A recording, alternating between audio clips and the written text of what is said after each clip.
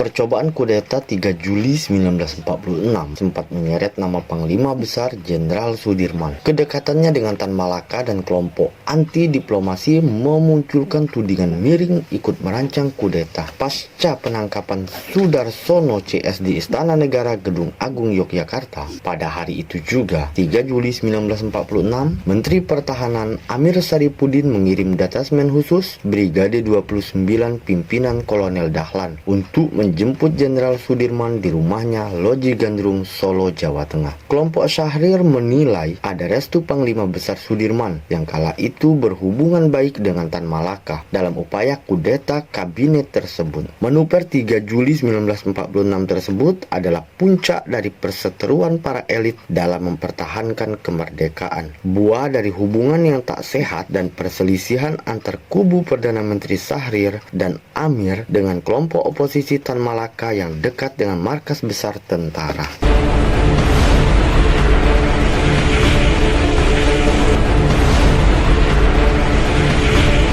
Mengungkap peristiwa dari perspektif berbeda. Percobaan kudeta 3 Juli 1946 buntut dari perbedaan sikap tentang strategi perjuangan mempertahankan kemerdekaan yang baru diproklamirkan. Peristiwa itu tercatat sebagai kudeta pertama dalam sejarah Republik Indonesia. Pada tahun-tahun awal Republik Indonesia berdiri, para tokoh pejuang bangsa sempat berada dalam posisi terbelah. Keterbelahan itu bersumber dari cara pandang mempertahankan kemerdekaan yang baru diproklamirkan. Indonesia memang telah memproklamirkan kemerdekaan, namun faktanya Belanda dan sekutu belum enyah dari bumi pertiwi. Perbedaan strategi perjuangan dalam mengusir penjajah itu justru berkembang menjadi sengketa terbuka.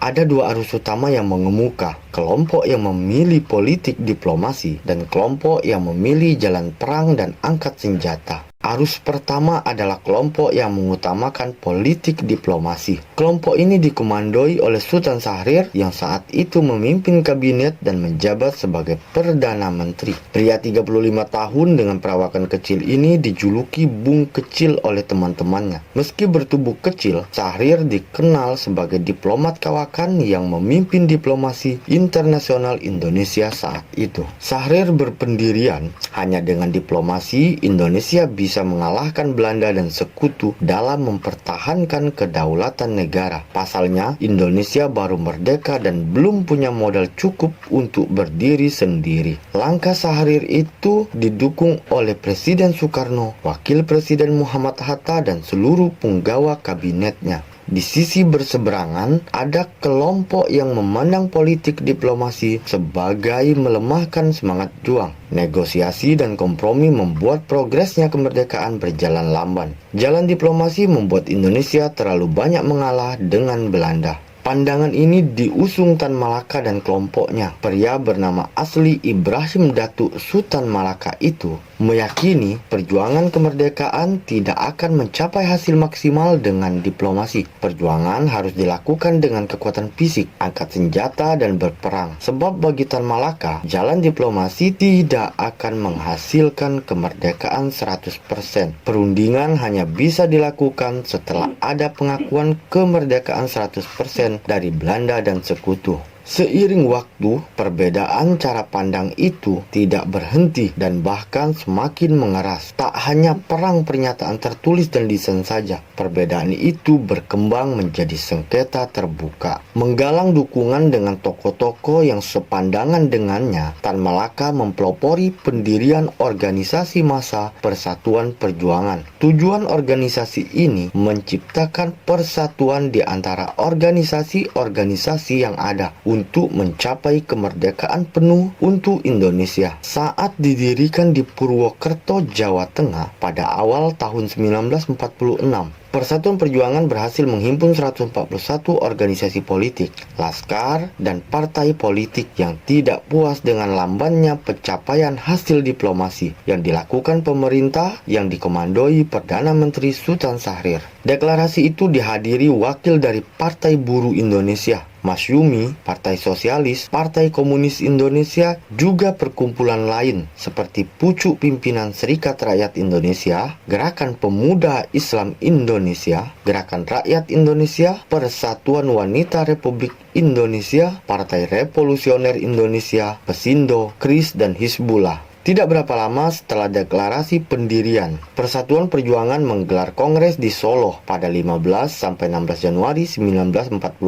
Dalam kongres itu, Panglima Besar Jenderal Sudirman sempat pula hadir menyatakan dukungannya terhadap upaya merdeka penuh yang digalang Tan Malaka. Kongres tersebut menghasilkan tuntutan politik yang dinamakan minimum program. Terhadap tuntutan itu, Kabinet Syahrir bergeming. Syahrir menilai tuntutan Persatuan Perjuangan mustahil diwujudkan. Ia memilih untuk terus melanjutkan perjuangan melalui politik diplomasi. Dukungan massa kepada kelompok Persatuan Perjuangan menjadi tekanan politik yang kuat kepada Syahrir. Tekanan itu memaksa Syahrir meletakkan jabatannya sebagai Perdana Menteri dan membubarkan Kabinet Syahrir I. Presiden Soekarno pun turun tangan membela Syahrir. Ia meminta Syahrir untuk kembali membentuk kabinet dan akhirnya terbentuklah Kabinet Syahrir II pada 12 Maret 1946. Bersama rekan-rekan yang sepaham seperti Iwa Kusuma Sumantri, Adam Malik, Muhammad Yamin, Sukarni, dan Hairul Saleh, Tan Malaka terus menyuarakan penentangan.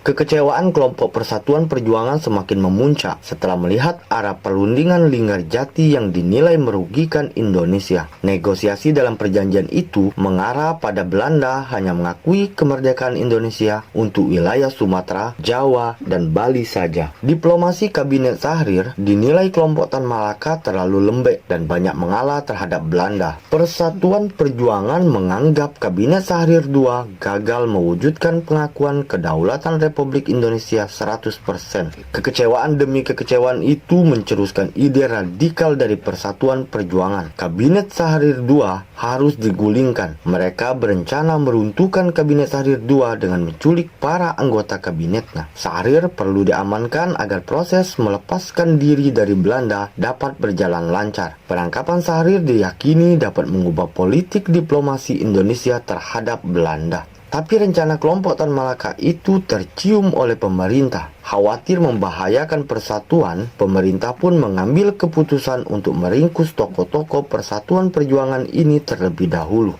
Pada 23 Maret 1946, Tan Malaka, Subarjo, Sukarni, dan beberapa pentolan Persatuan Perjuangan lainnya ditangkap pemerintah. Tanpa proses persidangan, mereka dijebloskan ke penjara. Penangkapan Tan Malaka semakin membuat pendukung dan simpatisannya marah. Ketegangan pun semakin memuncak. Simpatisan dan kolega Tan Malaka, terutama yang berasal dari kalangan militer, tetap melanjutkan upaya kudeta terhadap Kabinet Syahrir II. Di antaranya adalah Panglima Divisi 4 Mayor Jenderal R.P. Sudarsono, Kolonel Sutarto, serta Aka Yusuf. Kelompok oposisi menginginkan Tan Malaka yang ditahan di Madiun dibebaskan dan kembali ke gelanggang politik. Mereka lebih memilih Tan Malaka ketimbang Syahrir karena dianggap terlalu lemah dalam membangun Indonesia yang baru merdeka. Pada Rabu 26 Juni 1946, operasi penangkapan terhadap Syahrir dan anggota kabinetnya dijalankan sekelompok tentara pendukung Persatuan Perjuangan. Mereka mengetahui pada hari itu Syahrir singgah di Surakarta setelah melakukan perjalanan inspeksi ke Jawa Timur. Dalam rombongan Syahrir antara lain ada Menteri Dalam Negeri Dr. Sudarsono, Sumitro Jojo Hadikusumo, Maijen Sudibyo, dan Darmawan Mangunkusumo. Rombongan ini mampir untuk rehat sejenak di Surakarta sebelum bertolak ke Yogyakarta untuk menghadiri sidang kabinet lengkap di Istana Negara Gedung Agung Yogyakarta. Di Surakarta, rombongan menginap di bekas kediaman Kepala Japase Bank, sebuah tempat eksklusif yang menjadi Hotel Merdeka. Urusan keamanan para anggota kabinet Syahrir itu ditangani polisi militer.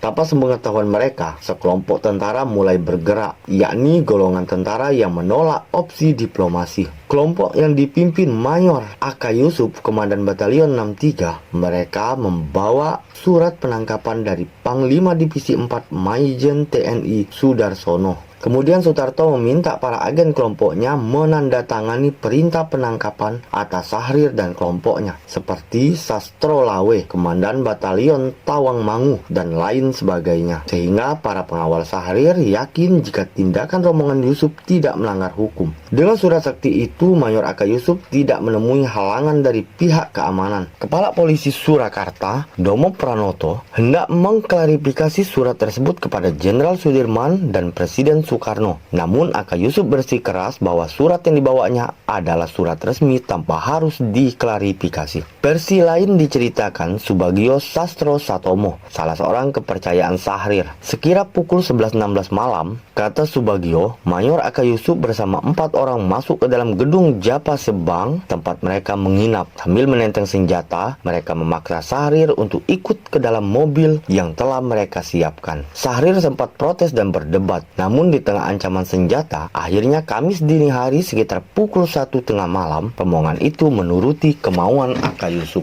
Namun ternyata, tidak semua orang di Hotel Merdeka yang berhasil diamankan Mayor Aka Yusuf. 2 anggota kabinet Sahrir berhasil meloloskan diri, yakni Subagio dan Sudarsono. Keduanya langsung keluar dari ruangan setelah melihat gelagat aneh sesaat setelah perdebatan dimulai. Mereka meloloskan diri dengan menggunakan bambu, melompat dan mencebur ke dalam kali di sekitar Hotel Merdeka. Dengan menyamar sebagai rakyat biasa, mereka naik kereta api di stasiun Gowo menuju Yogyakarta. Tiba di Yogyakarta, mereka langsung melapor kepada kabinet. Sementara Sultan Sahrir dan kawan-kawannya digiring ke mobil yang sedari tadi sudah menunggu. Rombongan itu langsung tancap gas membela malam gelap dengan pendaran lampu-lampu rumah yang tak begitu terang. Sahrir dan kawan-kawannya dibawa ke rumah peristirahatan Kasunanan Paras Boyolali, Jawa Tengah.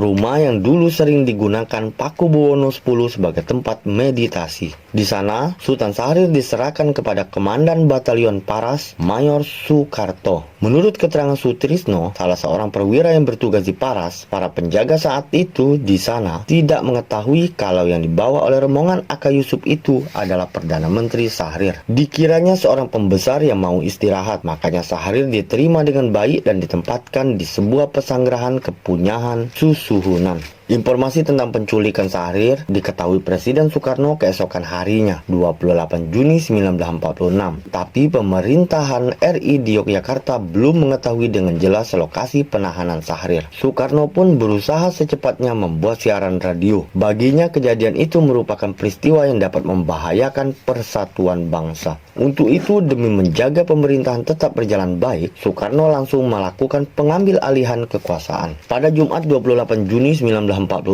Presiden Soekarno mengeluarkan maklumat nomor 1 tahun 1946. Isinya, Presiden untuk sementara mengambil kekuasaan penuh dan menggulirkan sistem presidensil. Dengan dekret istimewa itu, Soekarno mengambil alih kedudukan Sahrir sebagai Ketua Dewan Pertahanan. Pada hari itu juga, pemerintah Indonesia menyatakan negara dalam keadaan bahaya. Keadaan darurat perang ditandatangani oleh Soekarno dan Amir Saripudin atas nama Dewan Menteri. Pada Sabtu malam 29 Juni 1946, Soekarno melakukan siaran radio. Soekarno mengecam aksi orang-orang yang melakukan penculikan terhadap Sahrir dan menuntut pembebasan secepatnya. Bung Karno ingin Sahrir dikembalikan ke Solo dalam keadaan baik. Mendengar siaran radio tersebut, orang-orang di Paras sadar bahwa tamu yang beristirahat di tempat mereka adalah Perdana Menteri Sahrir dan anggota kabinetnya. Pada saat yang bersamaan, Aka Yusuf datang untuk membawa kembali Sahrir. Namun permintaan itu ditolak oleh para penjaga Paras. Mereka telah mengetahui identitas Sahrir, ingin mengembalikannya sendiri. Dengan pengawalan, Sultan Sahrir dan rombongan diantar ke Istana Negara Yogyakarta pada 30 Juni dini hari. Setelah itu, beberapa orang ditangkap atas penculikan Sultan Sahrir. Pasca penangkapan Sudarsono CS di Istana Negara Gedung Agung Yogyakarta, pada hari itu juga, 3 Juli 1946, Menteri Pertahanan Amir Saripudin mengirim detasemen khusus Brigade 29 pimpinan Kolonel Dahlan untuk menjemput Jenderal Sudirman di rumahnya Loji Gandrung, Solo, Jawa Tengah. Dahlan CS dibekali surat yang ditandatangani Menteri Pertahanan Amir Saripudin. Sudirman diminta untuk menghadap Presiden Soekarno Soekarno terkait upaya kudeta yang terjadi pagi hari itu. Surat itu disertai upaya paksa berupa ancaman penahanan di tempat jika Sudirman menolak. Menahan kemarahan, Sudirman meminta pasukan Dahlan untuk kembali ke Yogyakarta. Sudirman menyatakan akan datang menemui Soekarno. Ia dikawal pasukan divisi penembahan Senopati pimpinan Mayor Sutanto. Sehabis asar, Sudirman tiba di Istana Negara Gedung Agung. Ia langsung bergabung dengan rapat yang dipimpin Presiden Soekarno dan dihadiri Menteri Kabinet, wakil partai, dan beberapa organisasi politik besar. Dalam rapat itu, Syahrir, Amir, dan Abdul Majid Jojo Hadiningrat bersuara menyerang. Mereka tidak setuju dengan gerakan Tan Malaka dan Yamin yang dianggap mendapat dukungan dari Sudirman. Sudirman tetap dengan pendiriannya yang tidak menyetujui negosiasi dengan pihak penjajah Belanda. Rapat berlangsung alot. Sebagian dari pendukung Syahrir ingin Jenderal Sudirman diganti dari pucuk pimpinan tentara, tapi Hatta tampil membela Sudirman. Rapat berakhir dengan beberapa kesepakatan. Sudirman setuju untuk menandatangani surat pemberhentian Maijen Sudarsono dan melucutinya dari semua fungsi militer. Umar Joy ditunjuk sebagai Panglima Divisi 4 yang baru. Sementara Sudirman tetap menjadi Panglima Besar, Kabinet Syahrir dibubarkan. Soekarno mengambil alih pemerintahan dibantu Dewan Pertahanan Negara. Anggota Dewan Pertahanan Negara pun berganti tanpa ada lagi nama Sultan Syahrir. Dalam persidangan para pelaku kudeta 3 Juli 1946, Jenderal Sudirman termasuk yang diadili di Mahkamah Agung Militer. Mahkamah Militer memutuskan Panglima Sudirman tidak terbukti terlibat dalam kudeta yang gagal itu. Menariknya, saat memberikan kesaksian di persidangan, Sudirman tidak menyampaikan pembelaan terhadap para pelaku kudeta 3 Juli 1946. Kesaksian Sudirman di Mahkamah Agung Militer itu tidak dapat ditafsirkan. Sudirman meninggalkan teman-temannya Tan Malaka CS. Ada kemungkinan Sudirman tunduk kepada sumpah prajurit, patuh kepada Panglima tertinggi Soekarno,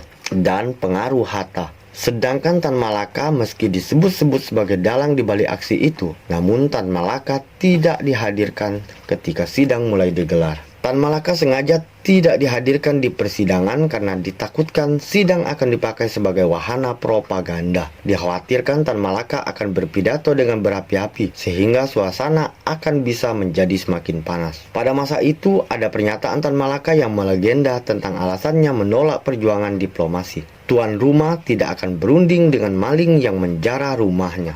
Para pelaku kudeta pertama dalam sejarah Republik Indonesia itu tidak menjalani seluruh masa hukumannya. Pada akhirnya mereka mendapat pengampunan dari Presiden Soekarno. Mereka dibebaskan atas gerasi Presiden saat peringatan Proklamasi Indonesia yang ketiga, yakni 17 Agustus 1948.